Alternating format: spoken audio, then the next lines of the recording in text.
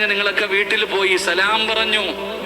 ഇപ്പൊ നിങ്ങൾ ചോദിക്കും, ഉസ്താദെ വീട്ടിൽ ആരുമില്ല, ഭാര്യയും ഭർത്താവും മക്കളും വയത് കേൾക്കാൻ വന്നു, വീട്ടിൽ ആരുമില്ല, അപ്പൊ സലാം പറയണോ?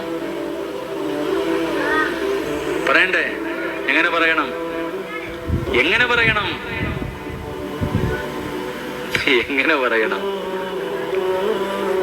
അസ്സലാമു അലൈനാ വഅലാ ഇബാദില്ലാഹി സ്വാലിഹീൻ. വീട്ടിൽ പോകുമ്പോ ആളില്ലെങ്കിൽ, വീട്ടിലേക്ക് പോകുമ്പോ വീടിനകത്ത് ആരുമില്ലെങ്കിൽ നീ എന്ത് പറയണം?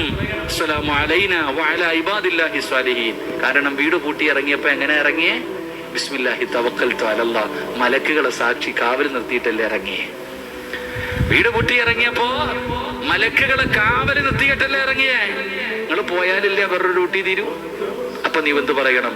അസ്സലാമു അലൈനാ വഅലാ ഇബാദില്ലാഹി സ്വാലിഹീൻ. അപ്പോഴും സലാം പറയണം. ഇന്ന് വീട്ടിൽ ചെന്ന് സലാം പറഞ്ഞു വീടിനകത്ത് കയറി ഇട്ടിരിക്കുന്ന വസ്ത്രമൂരി ആ ഊരിയ വസ്ത്രം കയ്യിൽ ഇങ്ങനെ പിടിക്കണം, തൂക്കിയിടരുത്. ആ വസ്ത്രം ഇങ്ങനെ കയ്യിൽ പിടിച്ചിട്ട് സൂറത്തുൽ ഇഖ്ലാസ്, ഖുൽ ഹുവല്ലാഹു അഹദ് അല്ലാഹു സമദ് ലം യലിദ് വലം യൂലദ് വലം യകുൽ ലഹു കുഫുവൻ അഹദ് ഒരു പ്രാവശ്യം മോദിയിട്ട് വേണം അത് തൂക്കിയിടാൻ. അല്ലാഹു നമ്മളെ രക്ഷപ്പെടുത്തുമാറാകട്ടെ.